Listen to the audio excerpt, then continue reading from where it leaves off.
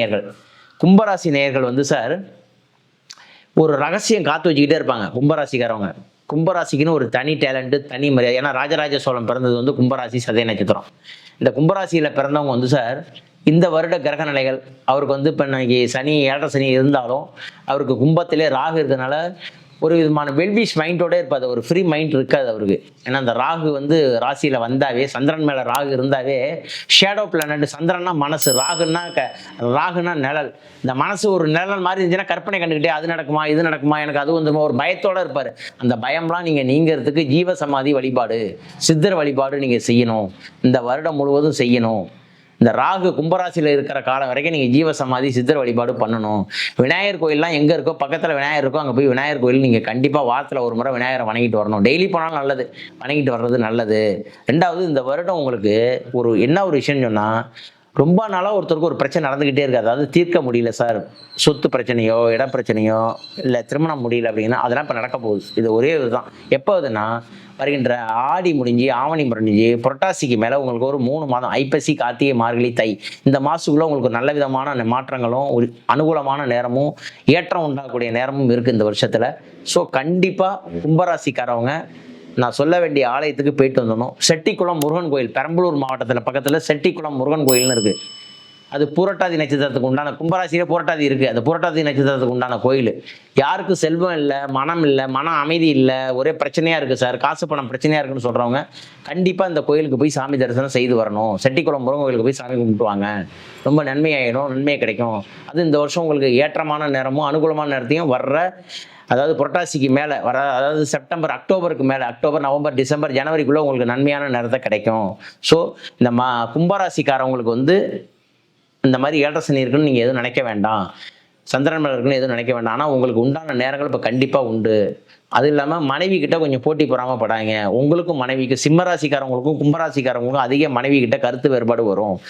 கொஞ்சம் அட்ஜஸ்ட் பண்ணி இந்த ஒரு வருட காலங்க அவங்க சொல்கிறத நீ கேட்டோ, கணவன் சொல்கிறத நீங்கள் கேட்டோ, மனைவி சொல்கிறத நீங்கள் கேட்டோ கொஞ்சம் பேலன்ஸ் பண்ணி வாழுங்க. இந்த வருடத்துக்கு அப்புறம் நீங்கள் டேக்கர் ஆகிடுவீங்க, நல்லா ஆகிடுவீங்க. முன்னாடி இந்த பிரச்சனைகள்லாம் இப்போ வராது, ரொம்ப நல்லாயிருக்கும். ஸோ நீங்கள் போய் சாமி கும்பிட்டு வர வேண்டிய கோயில் கும்பகோணம், அது செட்டிக்குளம் முருகன் கோயில். செட்டிக்குளம் முருகன் கோயிலில் போய் சாமி கும்பிட்டு வந்துட்டிங்கன்னா மிக்க மகிழ்ச்சி, நல்லாயிருக்கும், உங்களுக்கு ஆனந்தமான விஷயங்கள் நடக்கும்.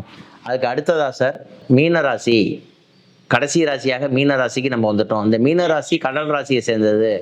கடல் கடந்து, வணிகம் கடந்து வெளிநாடு, வெளியூர் போகிறவங்கலாம் நல்ல யோகத்தை உண்டு பண்ணோம்.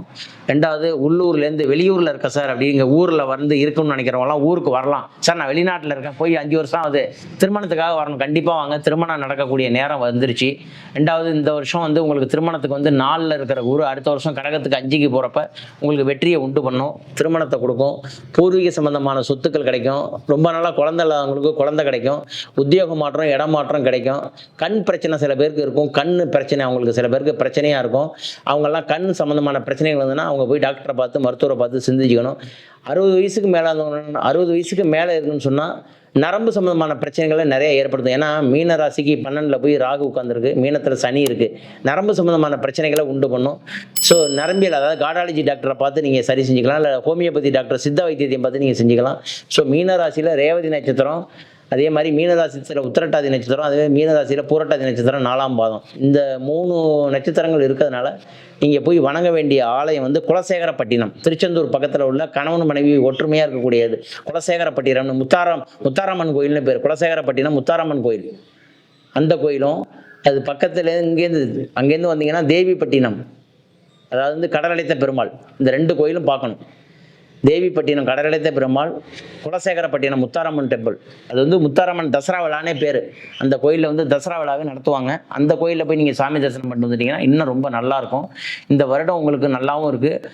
ஆடி மாதம், ஆவணி மாத கிரகங்களும் நல்லாவும் இருக்குது.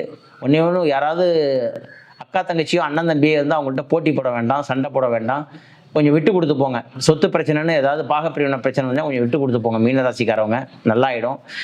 நீங்கள் சொன்னால் கேட்டுவாங்க, எப்பா வாங்கிக்கலாம்ப்பா, வாப்பா, ஏப்பா போய் அதுக்கு அப்பாவெல்லாம் திட்டுற அம்மாவெல்லாம் திட்டுறேன்னா ஒத்துக்குவாங்க. இது மாதிரி இப்போ இந்த வருஷம் உங்களுக்கு நல்ல வருஷம். ரொம்ப நாளாக சார் நான் மீனராசி சார் 5 வருஷமாக வெளிநாட்டில் இருக்கேன், குழந்தை இல்லையா, உடனே வாங்க. இப்போ குழந்தை உண்டாகிற நேரம், உங்களுக்கு உண்டான முக்கியமான டைமிங் சென்ஸு. ஸோ கண்டிப்பாக நீங்கள் போய் குழந்தைக்கு உண்டான கருத்தரிக்கிற நேரம் நீங்கள் வந்தால் இங்கே கண்டிப்பாக உங்களுக்கு கிடைக்கும். வந்து இந்த கோயிலுக்கு குலசேகரப்பட்டினம் போயிட்டு வாங்க, நல்லாயிருக்கும். ஸோ இந்த வருடத்தை பொறுத்த வரைக்கும் மீனராசி அன்பர்கள் வந்து ரொம்ப சூப்பராக இருக்குது, நல்லா இருக்குது. மீனராசிக்காரங்க ஏழரை சனி நினைக்காதீங்க. அதுக்கு தான் குலசேகரப்பட்டினம் போயிட்டு வாங்கங்கிறேன். கணவன் மனைவி ஒற்றுமை, குழந்தைக்கெல்லாம் குலசேகரப்பட்டினம் போயிட்டு வர சொல்கிறாங்க. கண்டிப்பாக உங்களுக்கு கை கொடுக்கும். Okay sir. ஸோ மேசம் முதல் மீனம் வரை உள்ள 12 ராசிகளுக்கும் 12 பலன்கள் எல்லாருக்குமே சொல்லியிருக்கோம். இந்த டிவைன் ஜோதிடம் சேனலை வந்து நீங்கள் எல்லாரும் சப்ஸ்கிரைப் பண்ணுங்கள். இந்த சேனலை மறக்காமல் பாருங்கள். முக்கியமாக இந்த 12 ராசிகளுக்கும் உள்ள ஜோதிட தகவல்கள், ஆன்மீக கோயில்கள் உங்களுக்கு கொடுத்துருக்கேன். எல்லாரும் இந்த கோயிலுக்கு போய் ஒவ்வொரு ராசினரும் அவங்கவுங்க கோயில் தரிசனம் பண்ணி சுபிட்சம் அடையன்னு சொல்லி கேட்டுக்கிறேன். மிக்க நன்றி சார். வாழ்த்துக்கள். வாழ்க வளமுடன்.